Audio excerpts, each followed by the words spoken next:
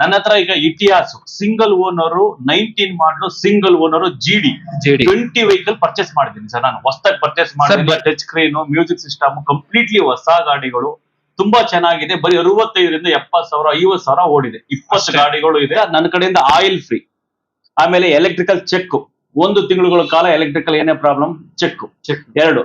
ಆಮೇಲೆ full cash vehicle ತಗೊಂಡ್ರೆ, ಇನ್ನೂ ನೋಟೆಡ್ ಮಾಡ್ಕೊಳ್ಳಿ, ಇದನ್ನು ಕ್ಲೀನ್ ಆಗಿ ಹೈಲೈಟ್ ಮಾಡಿ ಸರ್ ಗ್ರಾಹಕರಿಗೆ. ಫುಲ್ ಕ್ಯಾಶ್ ಅಲ್ಲಿ ವೆಹಿಕಲ್ ತಗೊಂಡ್ರೆ ಫುಲ್ ಟ್ಯಾಂಕ್ ಡೀಸೆಲ್ ಫ್ರೀ.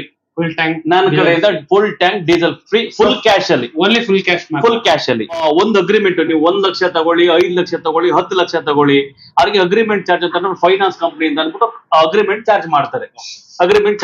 ಆ ಅಗ್ರಿಮೆಂಟ್ ಚಾರ್ಜ್ ಅಲ್ಲಿ ನನ್ನ ಹತ್ರ 5 ಲಕ್ಷ ಅಗ್ರಿಮೆಂಟ್ ತಗೊಂಡ್ರಿ, ಮ್ಯಾಕ್ಸಿಮಮ್ ಲೋನ್ ತಗೊಂಡ ಅವನು 1% 5 ಲಕ್ಷ ತಗೊಂಡ್ರೆ 5,000 ಕಟ್ಕೊಡ್ತೀನಿ. 2 ಲಕ್ಷ ತಗೊಂಡ್ರೆ 2,000 ಕಟ್ಕೊಡ್ತೀನಿ. 3 ಲಕ್ಷ ತಗೊಂಡ್ರೆ 3,000 ಕಟ್ಕೊಡ್ತೀನಿ. ಫೈನಾನ್ಸ್ ಅವ್ರಿಗೆ ನಾನ್ ಕಟ್ಕೊಡ್ತೀನಿ. ಅದನ್ನ